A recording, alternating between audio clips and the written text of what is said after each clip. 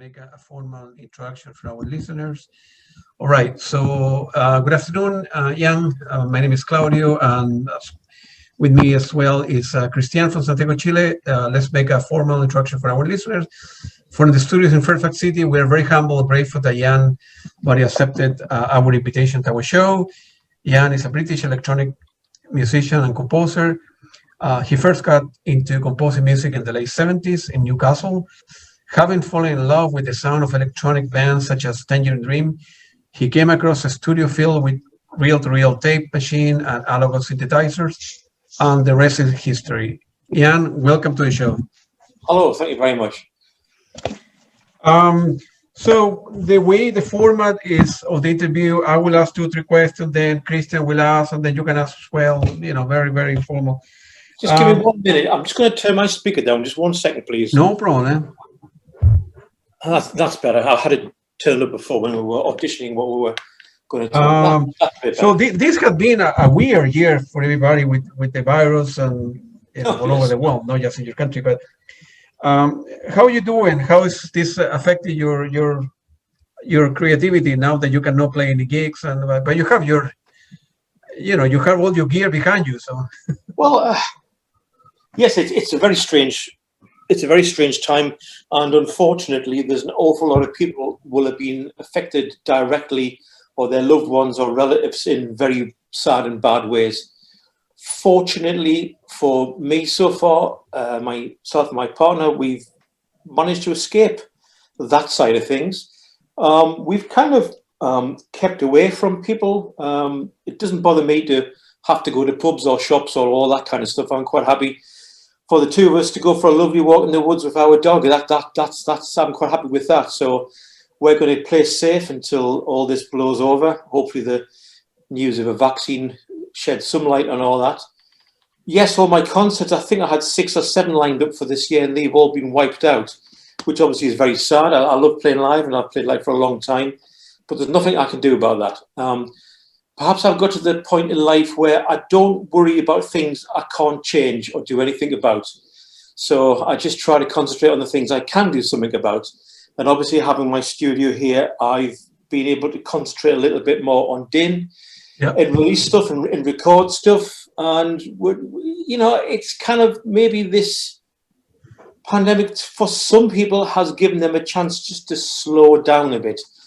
Because modern life can be really crazily busy and hectic sometimes, and people are pursuing things that maybe, they're not quite as important as they think they are. So, every side of something has a good side, perhaps, so that's possibly the good side. But obviously, there's an awful lot of bad things with the pandemic, so I think we'll all be glad when things calm down a bit. Absolutely. Well, I'm glad to hear that you're in good shape with your wife, your dog, and everything's good. Were you born in any? I noticed that I believe that you were studying biochemistry before you got into music. Where you came from, like a musical family, if you will, brother, sister, playing instrument, or? No, I'm an only child. I was born in South Shields, which is near Newcastle upon Tyne, on the northeast coast of the UK, of England, and I was very good at art when I was young. I used to like to paint, used to do abstracts, and when I was at school, everybody who advised you on what you had to do when you had a job when you got older would never tell you to do art. No, you can't do art. You're not going to make any money out of art. You're good at science, so what you should do is a science. Go and do a degree in science. So biochemistry was the one I did. So I obviously had some creative energy inside me, but I didn't discover playing and recording music until I was 18, 19 at university. I'd kind of messed around a bit with friends at school, but nothing that I would want anyone else to ever hear. Yeah. But why electronic music? You could have played, piano, the guitar, compose music, This little story which I've told a lot of people, and it may kind of sound made up, but it's not. It's absolutely true. All right. When I was in my teens and coming into university, obviously the German electronic bands, Tangerine Dream, Klaus Schulze, Ashra, obviously Vangelis, all those guys I loved their music. It's some of the early Tangerine Dream things to me. It didn't even sound like it was made by human beings. It didn't even sound like it came from this planet. It had this lovely a visual side to things. I've always liked music which has a visual side of it, even if it's in your own head. And whilst I was doing biochemistry, I still wanted to do my art. So I found this place called Spectral Arts Workshop, and they had screen printing, and I used to do screen prints. And I had some in exhibitions and sold a few. And I did that in my spare time because being a creative person, you have to have an outlet. If you don't, I think you can be not such a happy person. And one of my friends said, oh, you're into Tangerine Dream. Do you know there's a studio upstairs? And they have lots of the gear that these guys use, including this one here, wow. the VCS3. A lot of the early sound effects that bands like that use, plus people like the Radiophonic Workshop in the UK used that. And I went, oh, have they? So I walked upstairs, opened the door, and there was Revox tape recorders, VCS3s, and I was like, oh, this is interesting. So I had a little mess around with the gear. Within a month, I was so hooked, I stopped all the screen printing, packed all my prints away, and started to learn these instruments. And I've never stopped. That's I don't great. know why. It's something in me wants to create and work with these sort of sounds. That's great. You know, at Christian and I also that we're, you know, we really love electronic music as well, and you know, Tangerine Dream is you know so well known band. We interviewed Thorsten a couple of weeks ago, and then we are going to be interviewing the rest of the band. So we really love electronic music. So it's a beautiful thing. Go ahead, Christian. Go ahead with some questions. Okay. First of all, Mr. An honor to talk to you again, because we communicated the first time back in the mid-'80s, I guess. So that's the way I introduced Ian Boddy here on radio in Chile. When you send me this, I don't know if you can see this. Oh, wow. Yeah, it says the South American Connection. Remember this? Yeah, it's correct. And I have several letters. So everybody really began loving your music. I mean, not everybody, but you know, this music never has a big audience. But back in the late '80s, I was very lucky to have the chance to become the artistic director of Futuro FM, Future FM, and there I would play your music as often as I wished, and that's what I did. So it's an honor to be talking to you here at last. So I have a few things here in my mind. On your new album, you went back to more analog sound. What made you conceive this album using mainly these media, more analog than, you know? Well, there's always some element of analog gear. I mean, the System 100M, which is just, you can see a little bit sneaking out the corner there. I've had that since, or one of the racks of 3 I've got now. I had since 1982 when I bought that, and I've still got it. And it didn't appear on every album, but I've always used the analog gear, but obviously alongside more modern digital keyboards and stuff. And I had an invitation from an artist called Blue Tech, Evan, who had already been on DIN with Liquid Geometry's DIN 57. And he was doing an album called Portals, which is a double vinyl album, which is really, and he said that the brief for this, I really want you to go back to the cosmish 70s, the analog sound. And I went, okay. And I'd recently bought the Matriarch, which is on the other side of the studio, which is a lovely analog, hands-on. The sound you have is the sound you have. You can't really store sounds. It just is what it is in front of you. And I've always liked that kind of thing. And I did a track called Omicron, which, if I dare say myself, came out quite nice. It came out quite good. It was exactly what Evan wanted, and it proved to be a very popular track.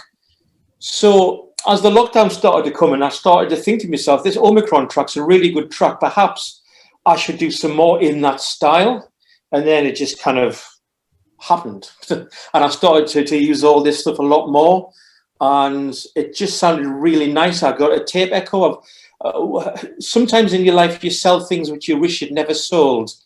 I used to have a Roland Space Echo, which is probably used on the Klein, and I sold it in the mid-90s, and I thought, yeah, I wish I hadn't sold that, because tape echo just does sound, no matter what the plugins say, it doesn't sound the same. It has a certain charm and feel to it. So I recently bought a tape echo as well, and I was using the Moog, and I was using tape echo and sequences, and the whole thing just came together. Right. Now, I visited your website, of course, and I've been impressed to see the many occupations you have. You have like 3 main areas, and I was going to ask you what kind of productions are requesting your services more often, like which area you have been more requested in, because you have this series of music for movies and documentaries. You have impact, percussion. Would you say that there's an area that's more requested, or one that you feel more identified with in your own music? It depends. First thing I'll say is, if you're a creative person and you're professional and you're trying to make your main income, whether you do art or whether you write books or whether you compose like I do, I think it's a good idea to have an old English phrase, more than one iron in the fire. It's always good to have more than one income stream. For example, there's a lot of musicians who are really struggling at the moment. If your main source of musical income was playing gigs, at the minute, that's going to be really bad for you. Obviously, nobody could have predicted what was going to happen. But my point is, the amount of time I spend on these different activities has changed over time. The library music, where I compose music for, mainly for a company called DeWolf, where they asked me to do, say, an album of 20 short 3-minute pieces about space. So that's what I'll do, and then Neil gets sent all over the world, and when people make films and documentaries and TV shows, my music might get used in the background while somebody talks over the top of that, and if it gets used, I get paid a royalty on that. And that's great because I've been doing this for over 20 years. Also, they tend to ask me to do things with a visual element again. So about the sea or wildlife or space or all those kind of things I tend to do. And when they get used, which is great, I obviously get an income from that. The other thing is the sample libraries and contact instruments, which I've done, where various companies come to me because I know how to use a lot of this gear behind. I can program sounds that maybe not so many other people can do. So I've got a unique palette of sounds, and I don't mind to share those sounds. And obviously I get an income stream from that as well. And then of course there's DIN and my own stuff and gigs. So whatever's happening in the world or whatever's happening at any one time, I've always got some way of making an income from all this. And that's good because that takes a lot of pressure. It takes a lot of pressure off DIN. I don't have to run DIN absolutely to make a profit. I do make something, but I can actually release the music that I want to without having a total pressure of the bank breathing down my neck saying you have to make more money. No, I was going to ask you precisely about DIN. What's your criteria to select the albums that are going to being put in the market? How do you select them? Because there's so much material. It's a really hard question to pin down in a short way. In some ways, it's instinct.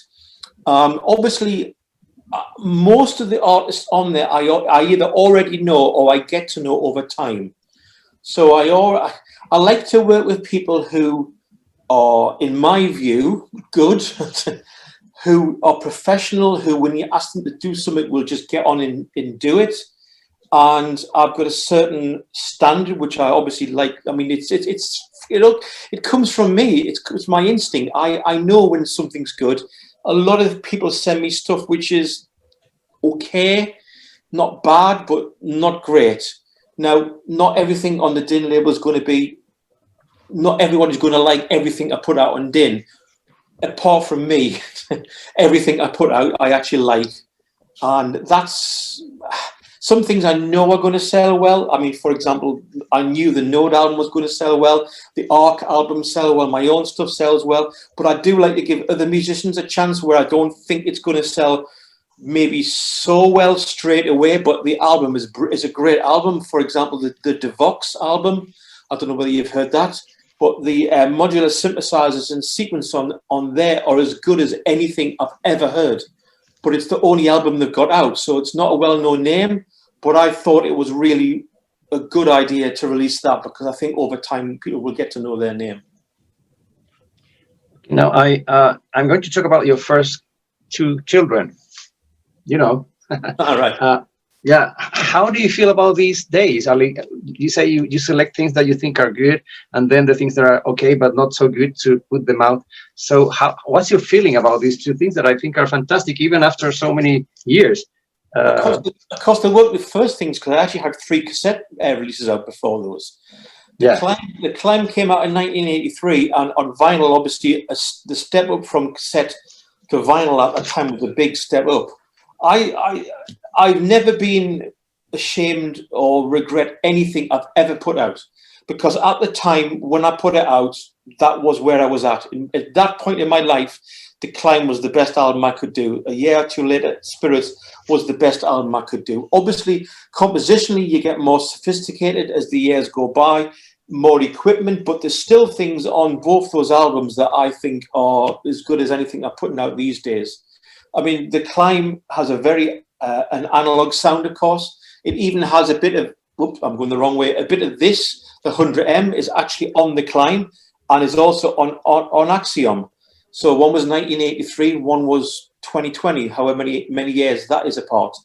The Spirits was more of a digital sounding album, because the Yamaha DX7 had just come out, and I was one of the very first people, certainly in the UK, to get the Yamaha DX7. It's quite a bit more of a rock edge, because we've got like live drums on one track and singing on another track. In fact, that track, Living in a Ritual, is a little story about that. Unbeknownst to me, in Berlin, in Germany, that track, Living in a Ritual, has become a bit of a cult track that some of the underground clubs play. And I've been going on all these years not knowing anything about this. So that's quite a strange and a nice thing to think about. Like E2, E4 by Manuel Getching, huh? It became a classic dance track too. Now, do you remember this one? Slow Motion. Yeah, there's this track, Skylights. That's long ago. It's even before The Climb, I guess. That was on my, let me think about this. I think that was on my 3rd cassette called Options, which I did at Spectro. If memory serves me right. I remember that track is a little side story.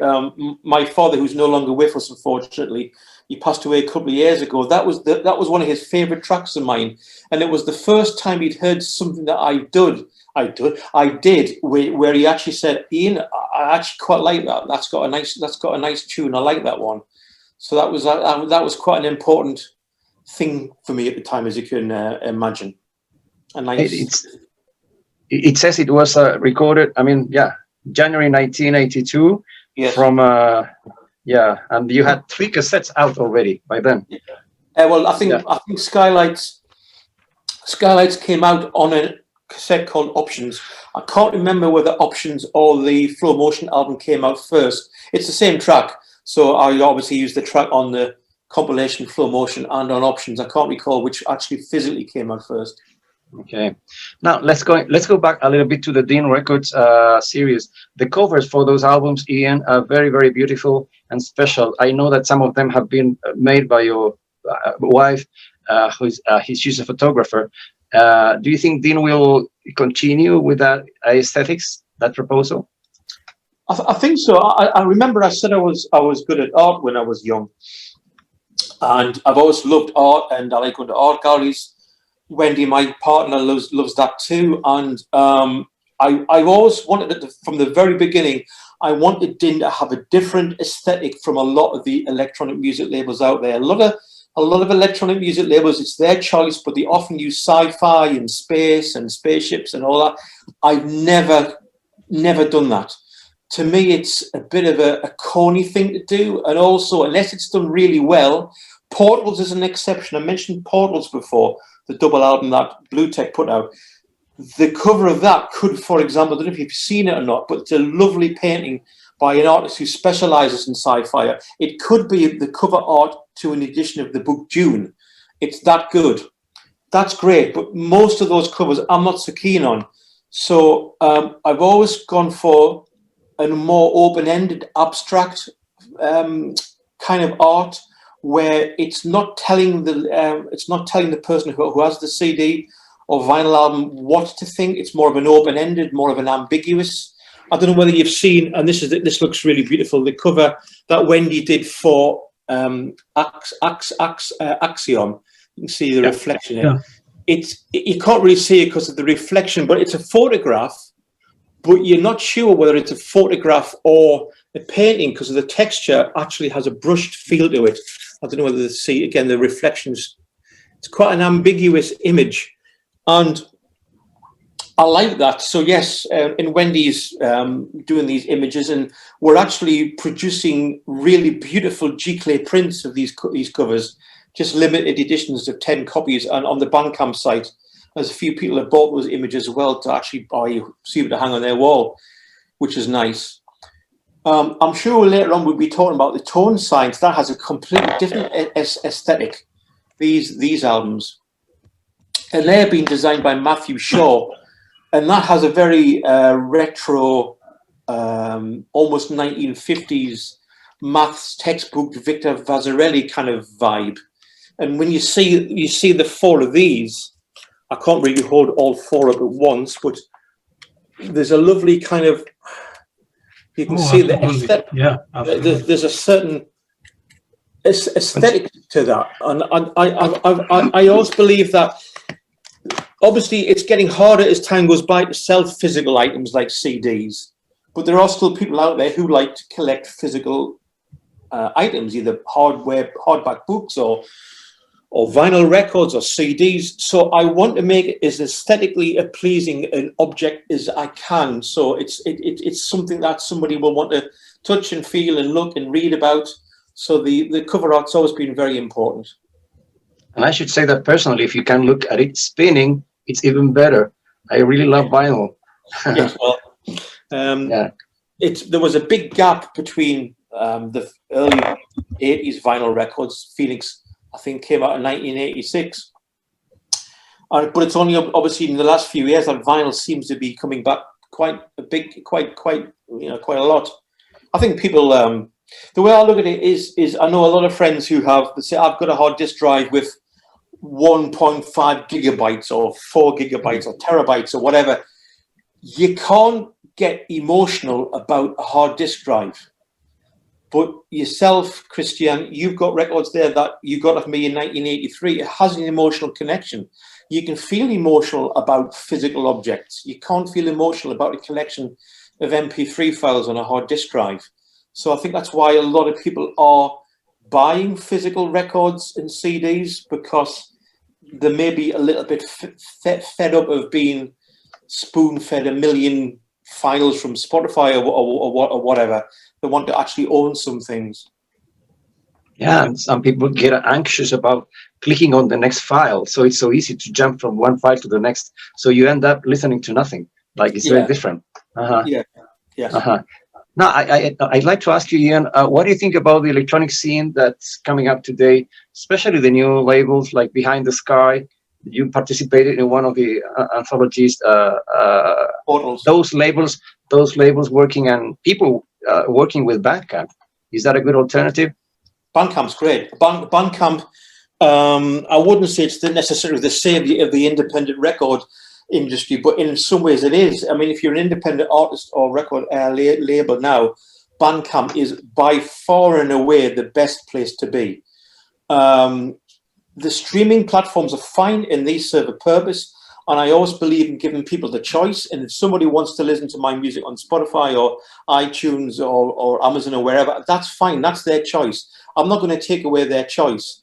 But if somebody wants to buy an album, a physical album, or buy a download, Bandcamp is by far and away the best choice for artists of my size, I suppose, and the kind of record label that I run. But even people who would just starting out, if it wasn't for Bandcamp, I don't even know how they would sell stuff, to be honest. Okay. Claudio? Yeah, going back to the Dean electronic label, I noticed that you have over 90 or so releases. Most of the people are like going back to the same question, right? So Christian and I and many people, I like things, right? I want to touch a CD, I want to open a, vinyls and so forth. Do a lot of people from your website in particular do buy physical format that CD vinyl? Yeah, I put everything up on there. I mean, Axiom. There's CD, there's vinyl, there's download, and there's also the print.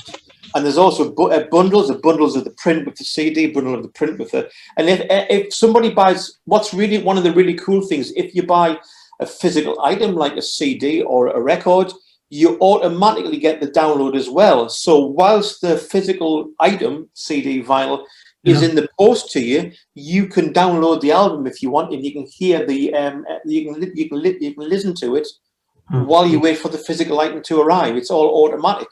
Yes, I sell. Probably Bandcamp now is my biggest source of sales.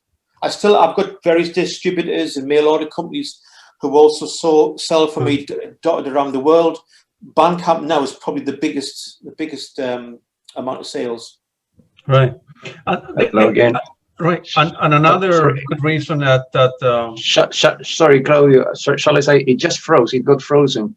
Yeah. So I hope you're taping the whole thing. Yeah, it's good.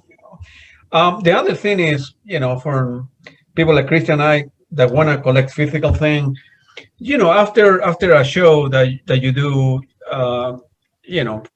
folks like I can go backstage and ask you for, take a picture with a group or for you to autograph a CD. So it's a good memory as well. It's like taking pictures. So you couldn't do that with a MP3, obviously, right? You're not going to bring your computer, right?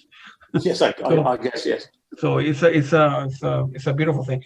Now, with respect to the library music composition, I noticed that you have penned over 20 albums with over 500 tracks or so, and you have the Sound Design Volume 1, Volume 2, and the other one is called Sinister Drama. I wonder if you can elaborate how the library music came about and the reason of doing that. And well, I mean, obviously, it's a good source of income, and I used to also have people say to me, "Oh, your music should be used on TV and films."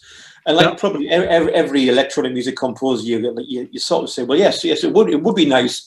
But I live in the northeast of England, in Hollywood, where all the big famous film composers and film gets used right over there. So the chances, it just doesn't happen. Famous Hollywood producers not just going to phone up Ian Boddy in the northeast of England one day and say, "Can you do a soundtrack for me?" It might happen, but it's probably not going to happen. But the library music is a way where it's more of an anonymous. You're not writing specifically a soundtrack for a specific film. You're doing tracks in a certain style. I mentioned one about space. I've done one about under the water or nature, all those kind of things. When companies are making documentaries and little films or even adverts and films and stuff, TV shows, they're looking for music to go in the background where they can have a voiceover. In library music is where they go to, and because it's obviously more expensive to get a composer to compose a piece of music for you just for a film.